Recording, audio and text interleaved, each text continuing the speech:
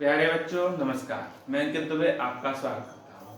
ये क्लास है current affair की और टारगेट करती है UP triple S C PET exam जो कि आपका आने वाला है सितंबर में। तो जो भी साथी नए हैं चैनल को सब्सक्राइब कर लें। हम चलेंगे ईयरली करंट अफेयर में। पहला टॉपिक उठाया है हमने इंडेक्स यानी कि जो सूचकांक है उसके बारे में हम बात करेंगे। तो सूचकांक में क्या क्या पूछा जाता है वो हम सब देखते हैं। तो सूचकांक का पहला होता है जारीकर्ता यानी सूचकांक को जारी कौन करता है। जैसे कि सतत विकास रिपोर्ट है तो इसको कौन जारी करता है? आप बोलेंगे संयुक्त राष्ट्र सतत विकास समाधान नेटवर्क। कौन? संयुक्त राष्ट्र सतत विकास समाधान नेटवर्क इसको जारी करता है। यहां भी सतत विकास है, यहां भी सतत विकास है। इससे आप इसको पकड़ लेंगे। बात दूसरा क्या है, संस्करण पूछा जाता है कौन से का कौन सा संस्करण है। तो इस रिपोर्ट का ये 10वां संस्करण है। कौन सा संस्करण है? 10वां। अब शीर्षक पूछा जाता है तो शीर्षक क्या है इसमें कि financial sustenance development at 2030 and mid century. ये इसका क्या है? शीर्षक है। कुल देश याद रखने हैं 167 देश हैं। कितने देश हैं? 167 देश हैं। शीर्ष 3 देशों की बात करें तो फिनलैंड और इसका स्कोर है जो कि 87 है। कितना है? 87। दूसरे पे बात करते हैं तो स्वीडन है, इसका स्कोर है 85.7। तीसरे पे बात करें तो डेनमार्क है जिसका स्कोर है तो 85.3। अच्छा, अपने भारत का क्या स्थान है? भारत का स्थान है 99वां जो कि 67 रैंक के साथ है। 24 में क्या था? तो याद रखेंगे 24 में भारत का स्थान था वो 109वां था। अब सर जी अंतिम स्थान पर भी तो कोई होगा? बिल्कुल होगा। तो अंतिम स्थान पर है आपका दक्षिणी सूडान। कौन सा? दक्षिणी सूडान अंतिम स्थान यानी कि 167वें नंबर पर। रैंक कितनी है? 41.6। हो गया खत्म। पहला सूचकांक हो गया खत्म। इससे बाहर एक क्वेश्चन नहीं आएगा इस सूचकांक के जरिए। अब चलते हैं नेक्स्ट पे। दूसरा सूचकांक जो कि है प्रतिस्पर्धात्मकता सूचकांक। क्या है? प्रतिस्पर्धात्मकता, विश्व प्रतिस्पर्धात्मकता सूचकांक। जारी करता कौन है? तो International Institute for Management Development. कौन? International Institute for Management Development क्या कर रहा है? इसको जारी कर रहा है। संस्करण कौन सा है? तो आप बोलेंगे 36वां है यानी कि 35 संस्करण इसके पहले जारी हो चुके हैं प्रतिस्पर्धा के मामले में। अर्थव्यवस्थाएं 69 अर्थव्यवस्थाएं जो प्रतिस्पर्धा के दौर में कार्यरत हैं, याद रखना है। तो शीर्ष 3 देश पूछे जाते हैं। पहला है स्विट्जरलैंड, रैंक फुल में फुल 100 होता है उच्च स्कोर, 0 होता है निम्न स्कोर। तो स्विट्जरलैंड की 100 है यानी टॉप है। सिंगापुर 99.4 रैंक के साथ दूसरे स्थान पर आया है। तीसरे पर हांगकांग जो कि 99.2 में रैंक के साथ आया है। अंतिम 3 देश देख लेते हैं। वेनेजुएला जो कि 25.5 रैंक है। दूसरा नामीबिया जिसकी रैंक 37.5 है। तीसरा है नाइजीरिया जिसकी रैंक 39.7 है।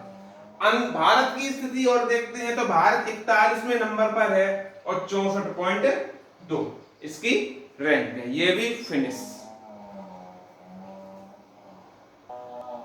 देखिए तीसरी रैंक ऊर्जा संक्रमण सूचकांक की है। किसकी है? ऊर्जा संक्रमण सूचकांक। जारी कौन करता है? तो विश्व आर्थिक मंच करता है। कौन जारी करता है? विश्व आर्थिक मंच, वर्ल्ड इकोनॉमिक फोरम जिसको बोलते हैं, ये जारी करता है। आगे बात करते हैं रिपोर्ट किसके अंतर्गत, ये रिपोर्ट के अंतर्गत जारी किया है तो फोस्टरिंग इफेक्टिव एनर्जी ट्रांजिशन।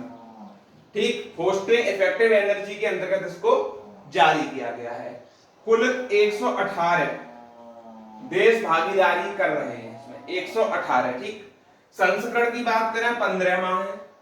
शीर्ष 3 देश Sweden, Finland, Denmark. Sweden 77.5, Finland 71.8 और डेनमार्क 71.6 पॉइंट के साथ है। भारत की स्थिति 71वीं है 53.3 रैंक के साथ। अंतिम स्थान पर बात करें तो कांगो लोकतंत्र में गणराज्य 118वें स्थान पर है। अब ये 1 2 3 याद कैसे होंगे इसकी भी ट्रिक देख लेते हैं। सतत विकास में मैंने बताया था कि फिनलैंड ऊपर था, स्वीडन नीचे था। और ऊर्जा संक्रमण में क्या है कि स्वीडन ऊपर है और फिनलैंड नीचे है। तीसरे पे डेनमार्क की है दोनों में। याद हो जाएंगे, इससे उसको कंबाइन करेंगे, दोनों एक साथ याद हो जाएंगे। एक में स्वीडन आगे है, एक में फिनलैंड आगे है। तो तीसरा संक्रमण सूचकांक हमारा कंप्लीट होता है। अब चलते हैं चौथे नंबर पर। आखिरी सूचकांक और देखते हैं आज का, ग्लोबल लिवेबिलिटी सूचकांक। कौन सा? ग्लोबल लिवेबिलिटी सूचकांक। जारी करता इकोनॉमिस्ट इंटेलिजेंस यूनिट, जिसको बोलते हैं EIU। क्या बोलते हैं? EIU। इसको जारी करता है। शॉर्ट में याद रखेंगे तो ये अपने आप याद रहेंगी। E for economist, I for intelligent, U for unit. 5 श्रेणियों के आधार पर रैंक दी जाती है इसमें, इसलिए इसको मैंने बताया है। पहला स्थिरता के आधार पर, दूसरा स्वास्थ्य देखभाल के आधार पर, तीसरा शिक्षा के आधार पर, चौथा संस्कृति और पर्यावरण के आधार पर, और पांचवा बुनियादी ढांचे के आधार पर। अब इसको कैसे याद रखेंगे?